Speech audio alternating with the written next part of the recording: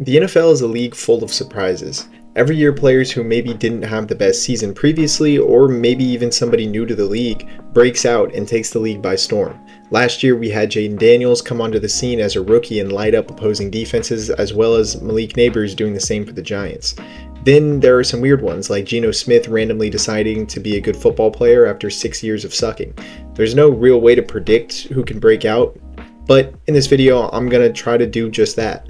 I'm going to be giving you guys 5 potential breakout candidates who could take the league by storm this year, in no particular order. Without further ado, thank you guys for clicking on this video, and I hope you enjoy.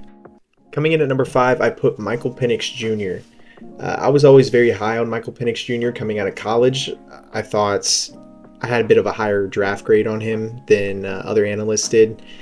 I viewed him as a really good quarterback throughout college, honestly. I think his NFL comparison for me is Tua, and it's not just because he's left-handed, but it's because his ball placement and his accuracy is really some of the best I've seen on tape from a college quarterback.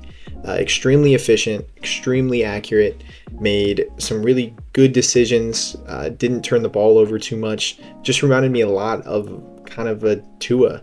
And whether you think that's a good thing or a bad thing, that's up to you. But for me, I think if you're on the level of a Tua, I think you can play at a pretty high level and win some football games. So, and honestly, he's got all the reasons and no excuses not to succeed. I mean, he's got a fantastic core around him. He has Drake London, Kyle Pitts, Bijan Robinson, Darnell Mooney, who broke out last year as the wide receiver 2, and then a pretty solid offensive line. I think the Falcons have a pretty underrated team. I think they're in a pretty good spot too. I mean, he's in a very weak division with the Saints and the Panthers. The Bucs are really the only competition there, defensively at least, and I think the Saints are going to be so terrible this year. But regardless of that, he's in a loaded offense. He is extremely accurate. He played a little bit last year. He played the last 3 games of the season, and I mean, he really did make some beautiful throws. I mean, he had 3 touchdowns to 3 interceptions, so the stats don't jump out at you, but he really made some really nice throws that you kind of just have to go back and admire. I think he's in a really good place to succeed this year, and I think he could definitely be a breakout candidate going into this year. All right, next up I have Rome Odunsi. Again, another Washington player taken in the same draft. Just really got drafted to a really shitty situation in Chicago with a rookie quarterback in Caleb Williams, and Williams will not make this list, unfortunately.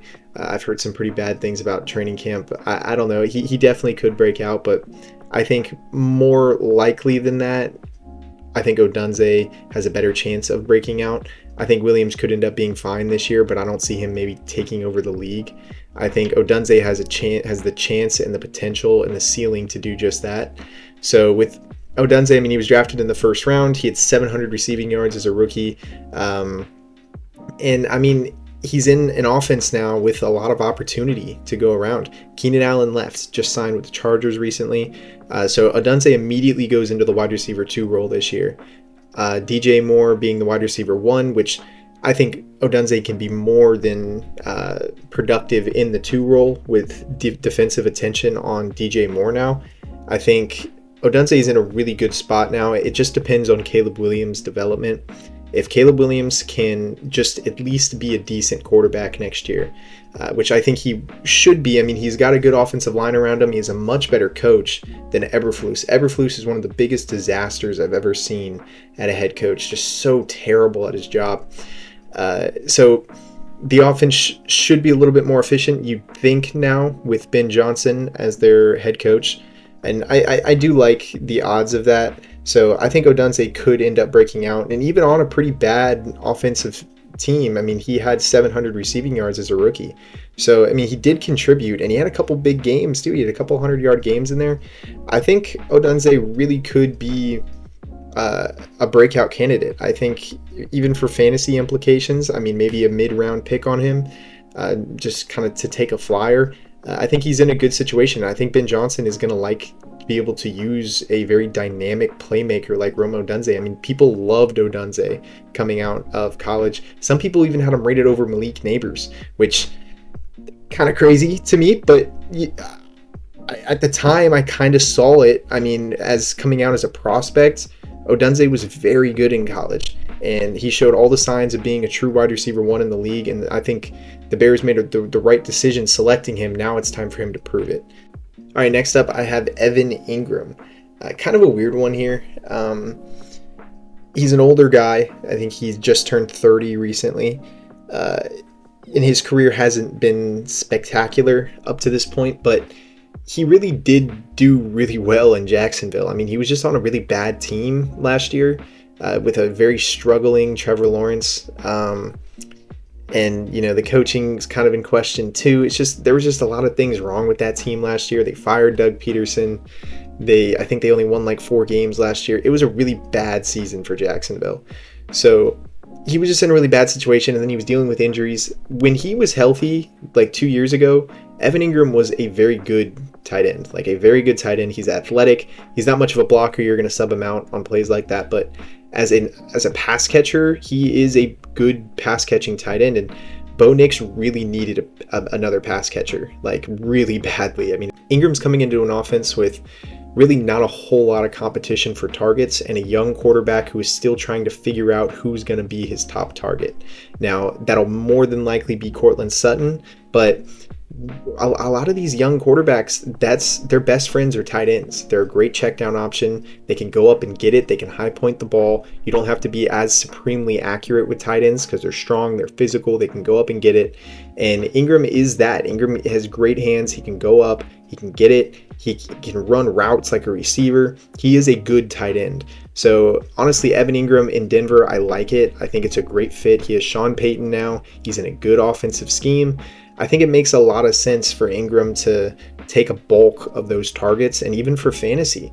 I mean, there's really not a whole lot of good tight ends this year. I mean, you have Trey McBride and Brock Bowers at the top. Why not wait on a tight end and take Ingram in the mid round? Someone who is the true tight end one in Denver and is going to get a lot of targets. So it makes a lot of sense. I think Ingram could end up breaking out this season. Honestly, a ceiling, I would put him at maybe even 1,000 yards as a ceiling. But he'll probably realistically finish between 700 to 800, which would be a really good season for Evan Ingram. I think he could end up breaking out. So next up, I have, we're going to go defense now, and I have Leatu Latu.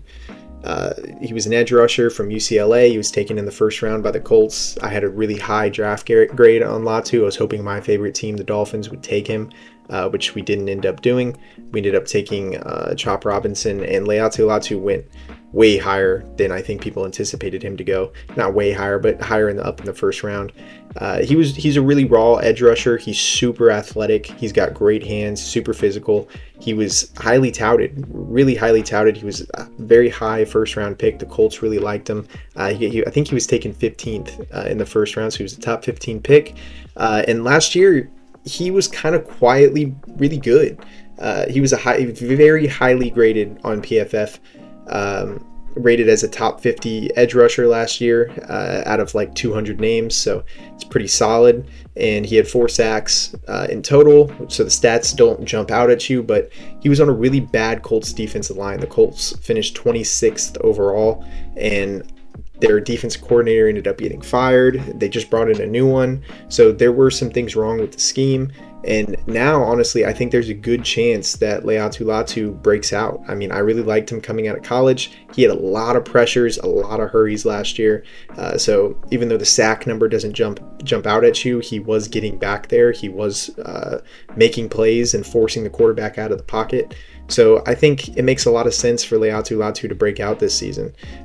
He's on a decent Colts team now with a new defensive coordinator, a lot of new defensive additions as well. I mean, they brought in Charvarius Ward, and I mean, overall, the team is better than it was last year, and I think he is in a good spot to break out and probably end with 8+ sacks next season. So he's definitely a player to watch, keep your eye on, and I'm looking forward to it. Number 1. This is going to be a tie for me. I know I said 5, but I just couldn't decide between these two.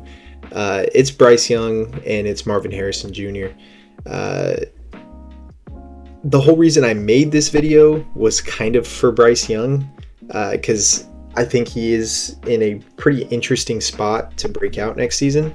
But Marvin Harrison Jr., I mean, he bulked up 10, 15 pounds of muscle, and he already had 800 yards, 8 touchdowns, kind of a quietly good rookie season. I think he just got overshadowed by Neighbors a little bit. But in terms of, pure talent, Marvin Harrison Jr. has so much of that. He had so much hype as a rookie. Like I said, he was very solid last year. I mean, people kind of forget that Marvin Harrison Jr. was the first receiver taken in that draft last year, and that was over Malik Neighbors. And Malik Neighbors was definitely had a better rookie season, but Marvin Harrison Jr. did not have a bad rookie season by any means. He had a couple big games here and there, and if Kyler Murray can stay healthy, he's in a good, solid offense, a good team that could, and he's the clear wide receiver 1 already. He doesn't have to fight for it like Odunsi does. He's the wide receiver 1. There's not much competition other than Trey McBride for targets, and you got Michael Wilson and guys like that. But I mean, for the most part, this offense is carved out for him to break out and for him to take a large role next season. So definitely could be a breakout candidate. And like I said, he's on a very solid Cardinals team that I think is kind of underrated. And then Bryce Young. I mean, he's had a really rough career. I mean, I think we all know it's been a rough ride for Bryce Young. But I mean, his offensive line is getting a little bit better year by year. Last year, it still wasn't great, but it's getting better with some offseason additions, and they're trying. He's got a new wide receiver 1 now. They got him a big target, a high point receiver in Teteroa McMillan, which I like a lot. I think that's a really good selection for them. It helps out Bryce Young so much to not have to. You want to focus on being accurate, obviously, but if you're not accurate, a guy like Teteroa McMillan, he can go up and he can get it. He's a 6'5" receiver, 220 pounds. He's big. He's a great athlete for his size as well. I love that pick for them, and I think I think that pick's gonna pay dividends for Bryce Young's career. And then he really did look good at the end of last year. I mean, maybe not as great as everyone was saying. I think he got so much hype because everyone has been waiting on Bryce Young to do something, and he finally looked just pretty good at the end of the year, and everyone kind of got a little too hyped over that. But in general, though, he did look better. He showed some improvements. He was very efficient with the football, didn't really make too many mistakes, didn't really turn the ball over too much. And again, just like Michael Penix Jr., he's in the same division. It is not the toughest conference in football. I mean, the Bucs are a good team. The Falcons are pretty solid as well, but they're both... There's no like bona fide Super Bowl contender in that division. Like, if the Bucs go out and win 12 games next season, I wouldn't be surprised. But if they go out and win 7 games, I also wouldn't be surprised. It's things like that, and it's the same thing that goes for the Falcons, where the division is just a little bit weak. So he's got, and that's 6 games a year right there that he's going to be playing. So he's got a pretty weak division around him. I think the team is getting better around him. Like I said, Teteroa McMillan was a fantastic add. They did take Xavier Legette in the first round a couple years ago, and I mean, he still could break out. I mean, he was a fantastic prospect coming out. I liked him a lot too, so he still could break out. He's a big, tall, physical receiver. I do think it was a good selection. So I mean, if he could end up, that could be another breakout candidate maybe if Bryce Young ends up playing well. And then they had one of the breakout candidates last year in Chuba Hubbard. Hubbard came out and was fantastic. We've never seen Hubbard play to the kind of level that he played last year, and now they have a legit running back. They extended him, and they went out, they signed Rico Dowdle, pretty solid number 2 guy. He did weirdly have 1,000 yards last season with Dallas, which I did not know. But also they brought in from the draft Trevor Etienne, the Gator trader, went over to the Bulldogs. He was all right. So I mean, the running back room's getting a little better. They can kind of take some pressure off of Bryce Young, and then honestly, they have a competent head coach now. I think Dave Canales is solid. I really do. I mean, I think Canales is solid. I mean, he was a good head coach. I mean, they didn't win too much last year, but overall they were fighting a lot more than they were the year previous, and I think Canale's, he's a young coach. They have they have the potential to have their future 5 to 10 year coach right there. So I think it's looking good for Bryce Young. And yeah, those are going to be my 5 breakouts for this season. And if you enjoyed this video, make sure to subscribe. Thank you guys for watching.